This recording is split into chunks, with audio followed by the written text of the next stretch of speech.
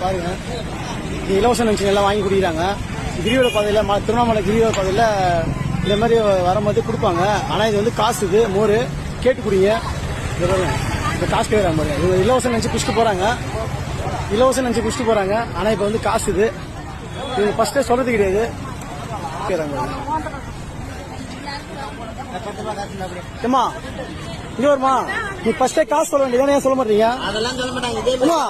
நீ ஃபர்ஸ்ட் நீ மோர் கொடுக்க முன்னாடி காசு சொல்லுங்க. என்ன எவ்வளவு சொல்லி கொடுங்க. நீங்க வரவங்ககிட்ட எல்லாத்தையும் நீங்க வரவங்ககிட்ட அப்படியே நீ மோரத்தி குத்துறீங்க, இலவசம் நினைச்சு குடிச்சு போறாங்க. ஏமா பாருங்க, நீங்க குடிச்சதுக்கு அப்புறம் காசு கேட்டுக்கிறாங்க பாருங்க, காசு கேட்டுக்கிறாங்க, காசு கூட கேட்டுக்கிறாங்க பாருங்க. அதனால வந்து இவங்க சொல்ற மாதிரி ஃபர்ஸ்ட் என்ன பண்ணணும்னா மோர் தரத்துக்கு முன்னாடி வந்து சொல்லணும் காசுன்னு சொல்லிட்டு. இவங்க காசு சொல்றதுக்கு